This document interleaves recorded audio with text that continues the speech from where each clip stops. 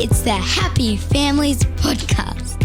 It's the podcast for the time-poor parent who just wants answers now.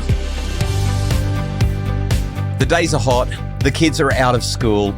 The wind-up for the year is in full swing, and this is our last I'll Do Better Tomorrow for the year. For those of you who haven't caught on with I'll Do Better Tomorrow, it's our weekly reflection where we look at what we did right or what we did wrong and how we are trying to be better parents tomorrow because we're not always getting it right today. Kylie, for our end of year I'll Do Better Tomorrow, you wanted to kick things off. Where are you going to take us? Not anywhere good, actually. All right. Here's the goss. Something to listen out for and look forward to. So I'm not going to lie.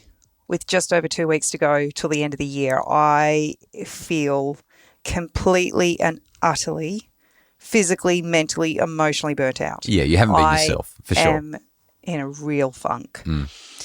And the challenge I have when I get into these spaces is living into that notion that I should. There's all these shoulds in my life. I should be doing this. I should be doing that. I need to be doing this. I need to be doing that. And what inevitably happens when we live into that mentality is that we feel like all of our choices are taken away from us. Yep. We actually have no control over what we can and can't do because there are so many things we should be doing. In fact, we had a conversation the other day about that, Kylie, and I said when we're feeling really stressed and burnt out, it comes from a lack of agency, a lack of control, a lack of autonomy. Like we feel like we should and we must and we have to. And that lack of feeling like you don't have any choices. It's the thing that causes the burnout, that causes the stress. Because there are plenty of people who are super busy, but when they're choosing to be busy in those ways, it doesn't give them the same sort of burnout, doesn't give them the same stress. Yeah, I think you're right. And I've found myself falling into the trap of thinking about things as shoulds and musts.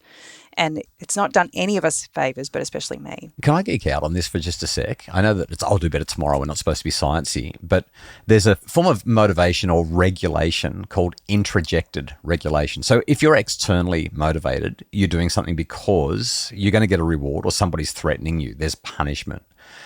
That's the lowest form of motivation.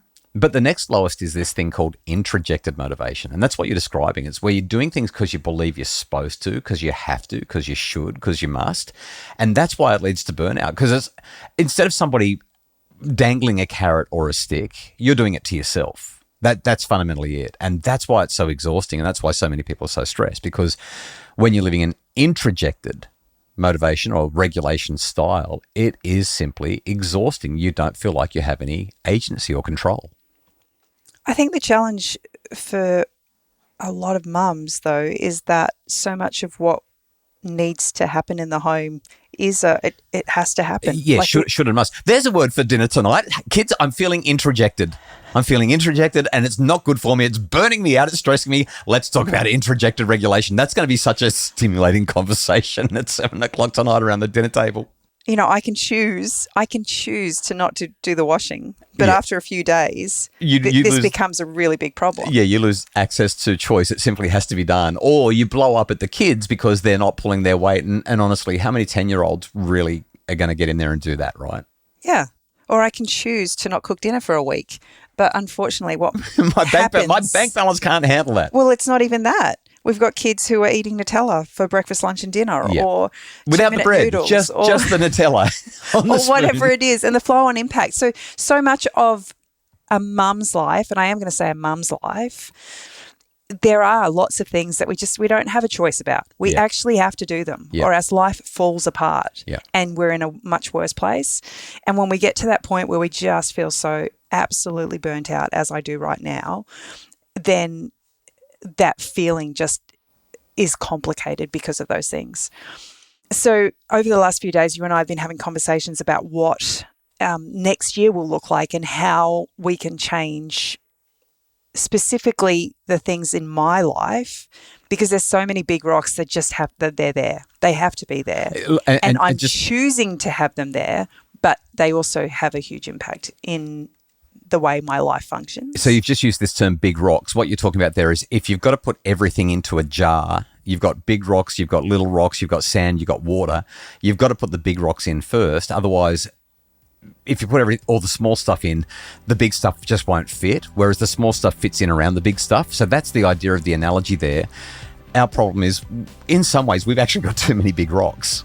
I don't think 6 rocks fits in there, and that's just the kids. Yeah, that's right. And then there's me. Hello. So it's really, really, it's a heavy load.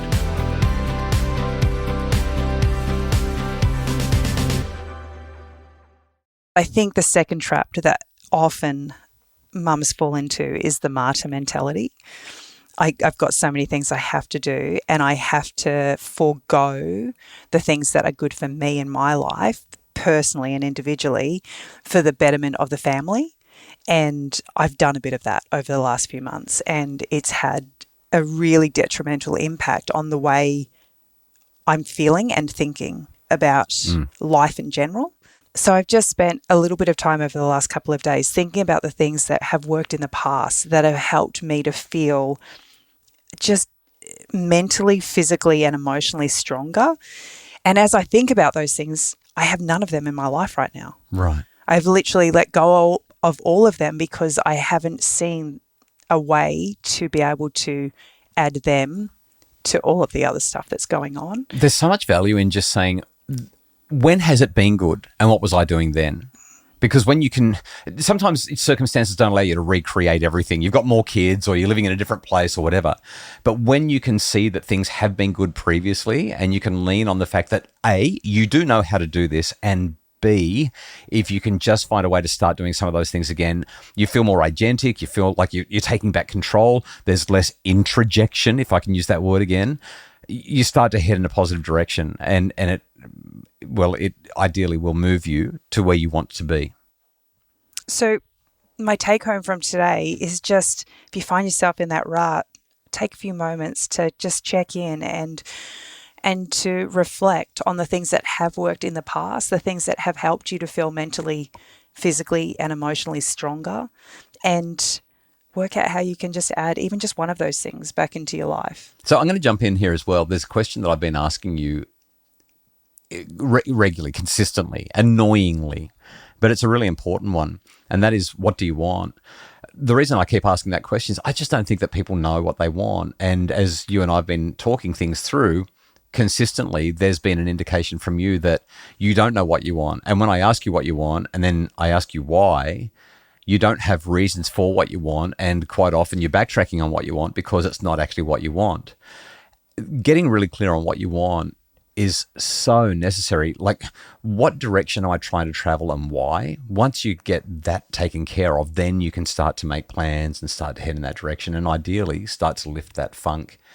But it's a really big take-home message. I hope that resonates, and I'm sure that you're not the only one, especially at this time of year, who's feeling that way. So what's your learning from this week? My learning from this week is really simple. This week, I haven't had to travel anywhere. I haven't had to do anything other than work on writing my book. There's been a bit of admin in the office because running a business requires that. But essentially, this week has been just doing one thing. And as a result of that, I've been available during the afternoon to help prepare dinners. I've been available to help run kids around. I've been able to spend time with the kids, jumping in and out of the pool or going for a bike ride or going down to the beach. And it has been heaven. Some years ago, a guy called Alfie Kohn, who is one of the major inspirations behind me doing what I do. I was a struggling radio announcer, read one of his books, Punished by Rewards, became the catalyst for me going back to university and studying what I studied. I remember reaching out to Alfie in the early days before I even knew that I was going to start speaking myself for a living. And I asked him whether or not he would come to Australia, whether I could organise with other people to bring him out to Australia for a series of talks. And he said, my children are young and I don't travel to speak. Like, he'd drawn that line, he'd drawn that boundary. I would have the privilege to say that because obviously his books had done well enough that he had sufficient income to provide for his family's financial needs.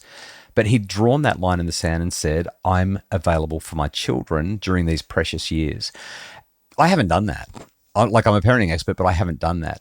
But over the last week, as I've just concentrated on writing this new book about boys, and been present and home and not traveled, my I'll do better tomorrow is just do one thing, do it really well, and make sure that there's margin in your life so that you can spend time with the people that you love, supporting the people that you love, and doing things with the people that you love. It's just been a dream. I'm looking forward to the next 3 or 4 weeks where we can do a whole lot more of that. Well, I know that the kids have really loved having more time with you in the pool. What about you? Have you loved it? I know it's been a rough week, but have you loved it? Have you seen how hard I've tried? Well, I haven't got out of my swimmers all day. The Happy Families podcast is produced by Justin Rillon from Bridge Media. If you'd like more information about making your family happier, we've got all the resources in our shop at happyfamilies.com.au. Make sure you check it out. If you haven't left us a 5-star rating and review, we'd love for you to do that as well. Go hard with those 5 stars and have a great weekend. We'll be back on Monday with more from the Happy Families podcast.